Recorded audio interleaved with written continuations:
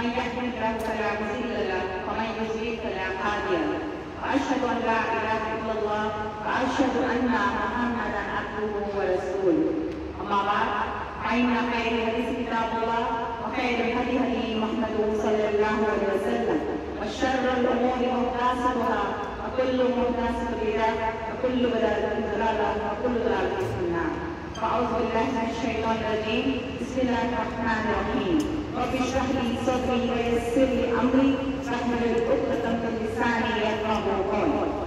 تمام اسلام سے استقبال کرتی ہوں. السلام علیکم ورحمۃ اللہ وبرکاتہ.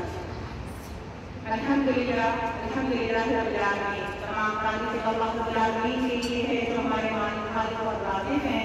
علی رسول اللہ آپ صلی اللہ علیہ وسلم پر اللہم صلی علی سیدنا شفیعنا حبیبنا نبینا مولانا محمد وعلی آلہ وصحبہ وسلم.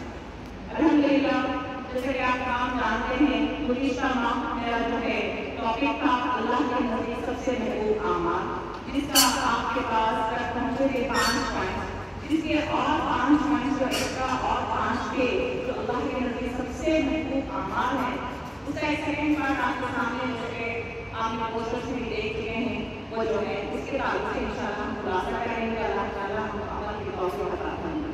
آمین. چلیے گزشتہ جو محبوب اعمال اللہ کے نزدیک تھے اس کو ایک بار ریویژن تو کرنا ضروری ہے کہ ہم کو بھی معلوم ہو کہ وہ تھے کیا.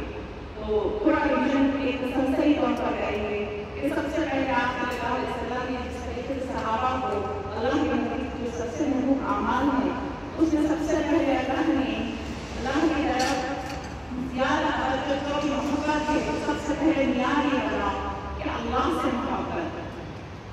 جو بھی کام کرو اللہ کی رضا کے لیے کرو. اگر کسی سے ملاقات کرتے ہو تو اللہ کی رضا کے لیے، کسی سے محبت کرتے ہو وہ بھی اللہ کی رضا کے لیے، کسی کی رضا حاصل کرنے جاتے ہو تو اللہ کی رضا کے لیے. اور اللہ تعالیٰ جب عرش کا سایہ جو 7 قسم کے لوگ ہوں گے اس میں سے ایک قسم کے یہ لوگ یہ ہوں گے جو ایک دوسرے سے اس لیے ملتے تھے کہ وہ اللہ کو راضی کرنا چاہتے تھے اور جدا بھی ہوتے ہیں تو اللہ کی رضا کے لیے. جیسے کہ مثال کے طور پہ ہمارا یہ جننا یہ وہی بات دلیل دیتی ہے کہ ہمارا ملنا ہمارا جننا اللہ کو راضی کرنا ہے. اللہ تعالیٰ سے وہ دعا کروں کہ اللہ کو عرش کا سایہ نصیب کرنا، ان لوگوں میں شامل کر دے جب کسی کا سایہ نہ ہوگا انہیں اللہ کا عرش کا سایہ نصیب کرنا. آمین. تو پہلے لوگ وہی ہوں گے.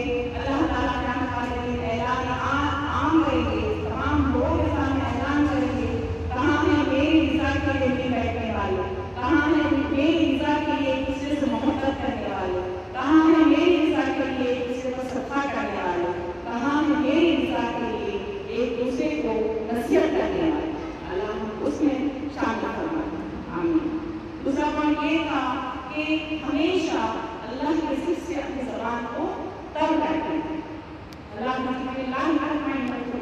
ہمارے دلوں کو دل سے ملتا ہے جب ہم اللہ کے ذکر سے ہمیشہ اپنی زبان کو تر رکھتے ہیں. اٹھتے بیٹھتے چلتے پھرتے تب ہمیشہ اللہ کا ذکر اپنی زبان کو رکھنا چاہیے. جیسا کہ ہم مثال دیتے ہیں ہم ہمیشہ دعا کرتے ہیں کہ اللہ ہمارے آخری وقت کلمہ نصیب.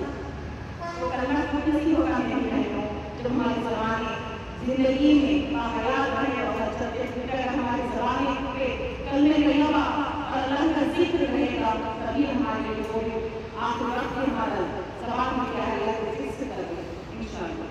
تو یہ دوسرا پوائنٹ ہے. اور اس میں بھی ایک بات الحمدللہ کا جو کہ اللہ آپ صلی اللہ علیہ وسلم نے بتایا کہ حدیث میں ایک جو اللہ کا بندہ یا بندی اپنے نعمتوں کو دیکھ کر جو کچھ اس کے پاس ہے اپنی دل سے الحمدللہ جو کہتی ہے تو اللہ تعالیٰ کے ساتھ زمین اور ساتھ آسمان جو میزان کے پلے پہ ڈال دیے جائیں گے اور وہ ایک الحمدللہ جو اللہ کا شکر ادا کر کر بندی کرتی ہے تو وہ پڑھنے دونوں کے دونوں الحمدللہ سے بھرپور ہو جائیں گے. سبحان اللہ. وہ یہ الحمدللہ اس طرح سے ایسا نہیں کہ زبان پر وہ تیز کرے دلی گہرائیوں سے اللہ کا شکر ادا کرتے ہوئے اللہ کی ایک نعمت کا کم ہو بھی اسے اپنی نعمتوں کو دیکھ کر اللہ کا شکر اللہ مجھے ہر حال میں اللہ کا شکر ہے.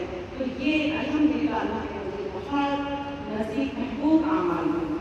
تو پتہ چلا کہ اللہ کے ذکر سے اپنی زبانوں کو در رکھنا اللہ کے نزدیک तीसरा और चौथा और पांचवा सही हदीस में ये नजर आता है कि सलातुल वक्तिया के वक्त पर नमाज पढ़ना। आप सवाल करेंगे कि हम तो जमात नहीं है, फिर हमारे लिए क्या है? हमारा ये है कि जैसे आसान हो जाए दुनिया के काम को छोड़ो और वक्त पर नमाज पढ़ना। अव्वल वक्त पर असल नमाज पढ़नी। सलातुल वक्तिया जो अल्लाह के नज़दीक सबसे महत्वपूर्ण काम है, क्योंकि हमारे लिए बहुत ही हम नमाज तो अदा करते हैं लेकिन उसको वक्त पर नहीं अदा। तो इंशाअल्लाह अल्लाह के नज़दीक सबसे महत्वपूर्ण काम है।